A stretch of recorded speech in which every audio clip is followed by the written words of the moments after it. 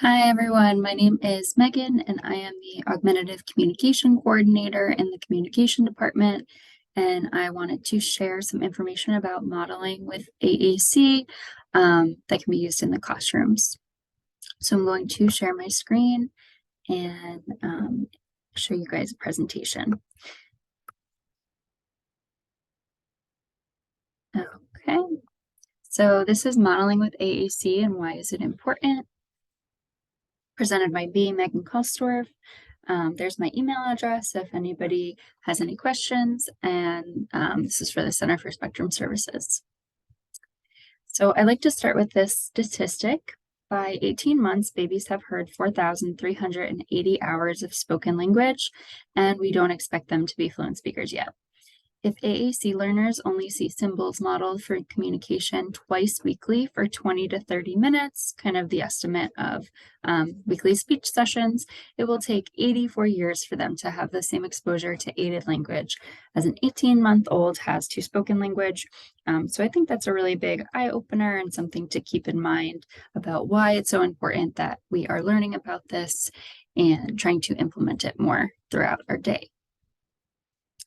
So modeling without expectation looks like using AAC to talk without expecting the AAC user to imitate or respond, making lots of statements and asking very few, if any, questions, and using AAC to comment, describe, and reflect on things that happen in the environment. So these are things that we tend to do more naturally when we're modeling verbal language. So we will comment about what the child is doing, and not expect them to necessarily imitate it or fill in or provide any verbal input. We're just giving them a model about their experience to support their language learning. This also involves letting your AAC user move freely around the environment, not requiring them to stay or look. In that vein, the goal is for them to look, especially if we're using a high-tech device, right?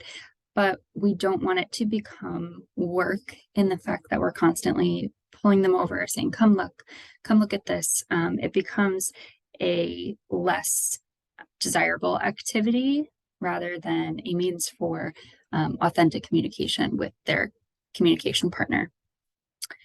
We are using AAC to talk with people other than our AAC user. So let them observe without any pressure. So that could be us using their AAC to talk to another student in the class, another adult. AAC users can learn that there's several communication partners around them, not just the adult sitting across from them at a work table. Using AAC to talk, did that one. So respecting the AAC user's right to communicate what, when, how, and to who they want. So what it sounds like. So this is going to be more of an example for our high-tech systems. And in capital letters, I have what I would suggest putting into the system. So verbally saying, oh, you popped all the bubbles. Let's do more bubbles, finding that on the device. So we're not wanting to use full sentences when we're modeling, particularly if that student is independent at a single word or short phrase level. We want to be modeling 1 to 2 words above where that student is independently functioning. So for a lot of our students, that's working at combining those 2 words together, maybe 3, and using that on the device as a model. So there are some other examples. Oops, I spilled the juice. Oh no, I got glue on my hands. I should. And then you're locating in your device, wash hands. So why should I model without expectation? Why do we bother? It decreases the risk that your AAC user will experience their AAC as work and resist using it. So when their device is paired with lessons and only lessons, sitting across the table, requesting little bits and pieces of items, it becomes work and it doesn't become something that is their authentic voice that they can use to talk about their preferred activities and tasks.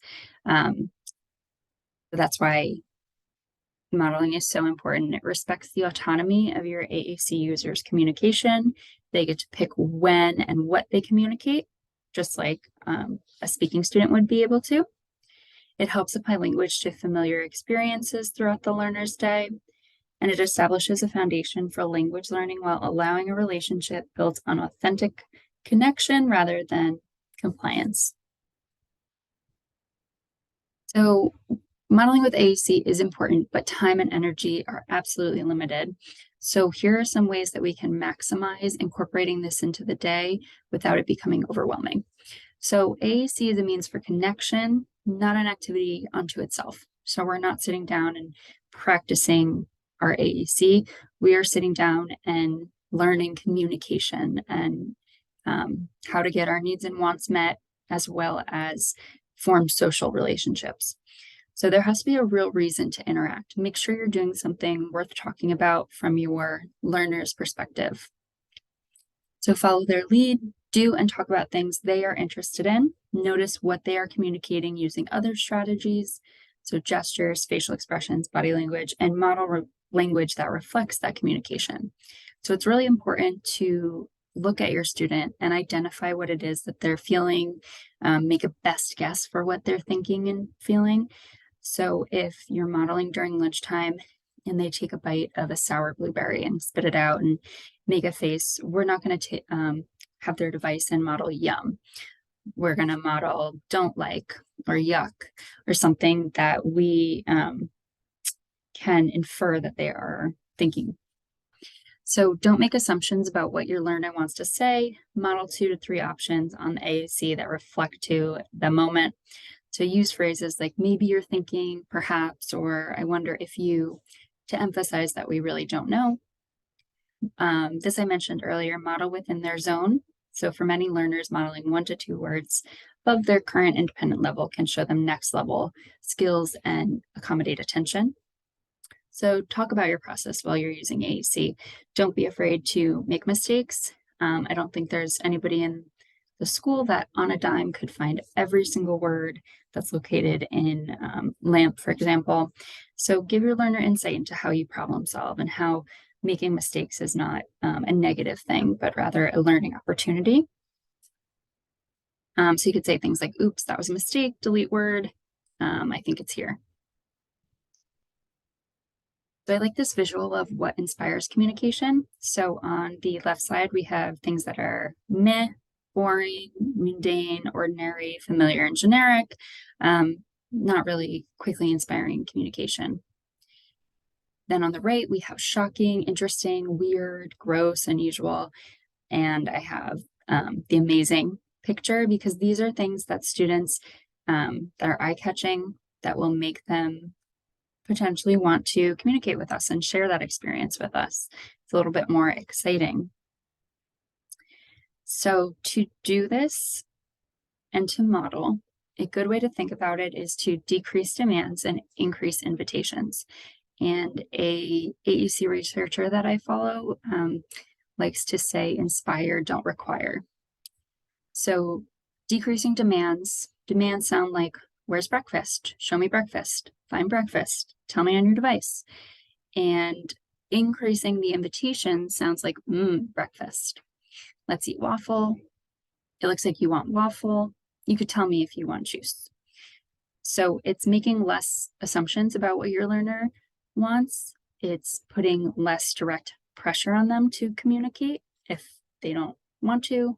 And it's giving them an opportunity to tell you perhaps what they really do want. Maybe pointing to between two items that you're holding up and then being able to model what it is that they chose. Or maybe they're pushing the device away and they're telling you they don't want anything or they don't want to communicate right now. We want to leave space for that silence and to find out what it is that your learner wants while modeling. So this is the last slide. Remember, our goal is communication autonomy. They get to choose when they want to communicate and when they don't. We can encourage them to communicate, but when it comes down to it, their decision deserves our respect, and communication autonomy means sometimes choosing not to communicate, and that is totally okay. So when we are modeling, we are giving direct opportunities for our learner to have exposure to their form and method of communication. In terms of PECS and sign, I wanted to touch on. PECS is a bit more of a requesting method. And when we are modeling, we can, on the front of the book, perhaps just put one picture of what the student is maybe playing with. We want them to have access to all of their requests, but maybe they requested puzzle, and then while you're sitting there working on the puzzle, you have that icon available directly in front of them, and you're referencing puzzle and pointing to it and saying, you know, play puzzle, and combining those verbal models while also having a visual available. An example would be not just sitting across the table and requiring them to sign for an item and you're giving it to them, but maybe involving them in a play scheme. So you're just rolling the ball back and forth. They're not requesting it, but you're showing them ball. We're, you know, playing with the ball. This is so fun. And kind of engage in a back and forth social game that doesn't require requesting or asking for an item. So those are just some examples. Your classroom SLPs will be checking in and chatting with your classes, and you can contact them for any direct individualized questions about your students that they are seeing and how modeling with AAC could help them. One idea that I had for incorporating this into the classroom, if you feel like this is overwhelming to completely individualize at this point, I completely understand. We are putting words of the month into the AAC newsletter, and you're welcome to focus on those words, maybe just as the class as a whole for that month. So maybe all the staff in your class learn where play is on LAMP. And anytime that it's, you know, free time for that student, we're modeling play. So play Legos, play ball, play Mr. Potato Head, anything that that student is playing, you're modeling that for the month. And that's what you're focusing on, that core word. So, or you could come up with your own, you know, word of the month. And it's, you know, a flexible expectation here. We're just wanting to introduce this as a topic as a whole and share it with staff that this is something that we feel passionate about and would love to implement. So if you have any questions, email me anytime or email your SLP or chat with them as you see fit. And I hope everyone has a great day.